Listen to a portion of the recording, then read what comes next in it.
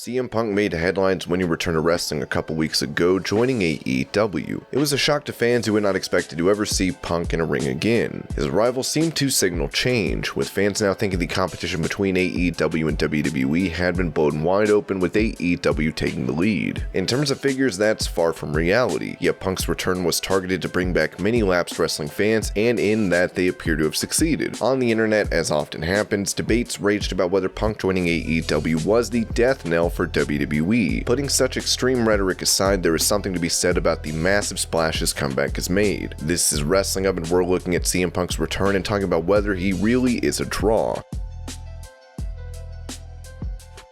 Before we get into the rest of the video, make sure you subscribe to Wrestling Up and turn on all notifications to stay up to date with everything in the world of pro wrestling.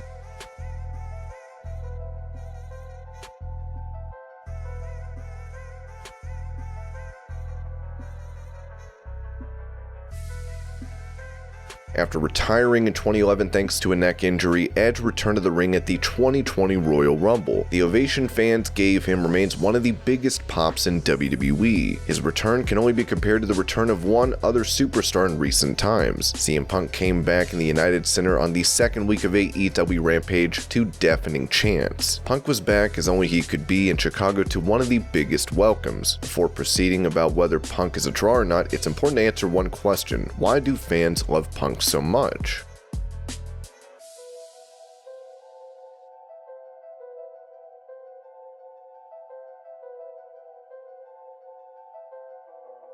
When Punk arrived in WWE, he was just another superstar lumped in with the misfits of ECW. Even then, fans were eager to see him. His charisma was evident, and it made him a star. In a way, Punk preceded even Bryan Danielson as an indie star who came into the company to make it as a top-level talent. He was not the biggest performer, and that was held against him, but his initial popularity was nothing compared to what was coming. After he showed his ability in the ring, he was given a mic, and that was when everything changed. After destroying John Cena, he sat down at the entrance ramp and delivered the pipe bomb as he pulled back the curtain and exposed the company with everything they were doing wrong, calling out Vince McMahon, Triple H, and Stephanie McMahon. The moment made him a star. After that, he not only held the title, but WWE played with the realistic storylines by having him threaten to leave the company. Unfortunately, this would come back to bite them as it became too real in a matter of years. Hurt, injured, and frustrated with WWE's booking, Punk left WWE and cut yet another promo on his friend Colt Cabana's podcast, showing the dysfunction that was present backstage. Then he made the unsuccessful jump to UFC, where he lost momentum. Surprising everyone, he joined as an analyst for the Fox show WWE Backstage. The eyes that his return brought were not enough to keep the show going. Fans wanted to see CM Punk the wrestler, not an analyst.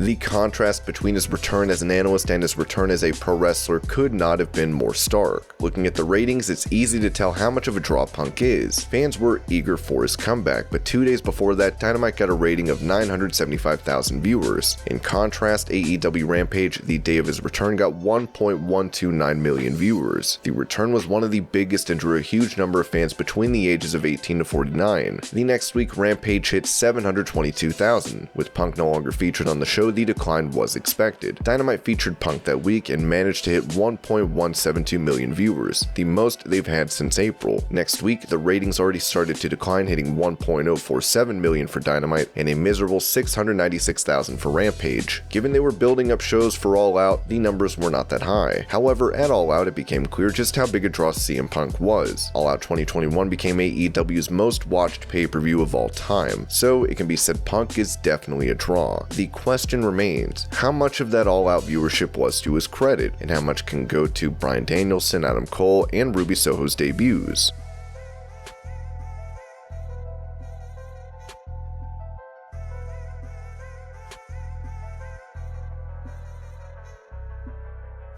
CM Punk has definitely given a huge boost to AEW. Still, fans are realizing this is not the same Punk they had known and loved. While this Punk is more lovable, the fact remains that fans rallied behind him because he was the voice of the voiceless. He spoke out against Vince McMahon and the soulless WWE machinery. He left the business rather than work for them. He was the rebel, the man with a mission who would not bow down to the undisputed ruler. Here in AEW, there is no need for that. Punk has now returned as a rebel, but as a man who simply loves wrestling. At 43, he is here to make make up for lost time and wrestle and dream matches. Does he have drawing power? Of course. How long can he retain that remains the question. Punk is no longer the leader of the Rebel band. Instead, he's a happy man who just wants to wrestle because he is in love with it again. And fans are happy for him, but happiness does not mean they will continue to watch him. His first match back saw criticism for some fans for being too slow. His second feud in the company appears to be decided, so now he will be going up against Team Taz. While Ricky Starks, Powerhouse Hobbs, and Hook are talented, they have not been able to get off the ground when it comes to any serious storylines. Consistently losing has made them a mid-card faction. Battling them now, even if it is CM Punk, won't be anything more than a mid-card feud. They want Punk to immediately be fighting top names, but AEW can't do that yet. With the influx of so many new stars, Bryan Danielson will be challenging Kenny Omega soon. As a result, Punk needs to keep himself busy. The feud makes sense, but as time goes on, this will lead to Punk losing his drawing power.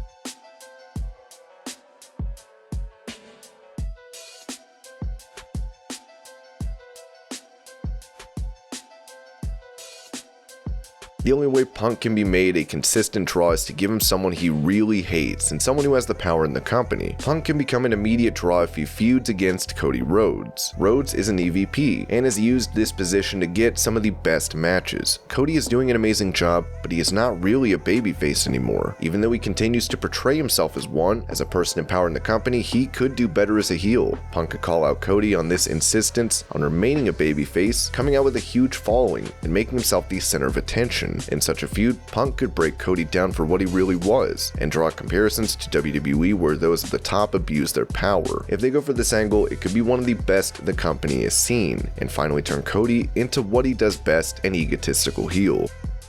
And this was Is CM Punk Really a Draw? I hope you're all having a great day. Thank you so much for watching, and I'll see you later.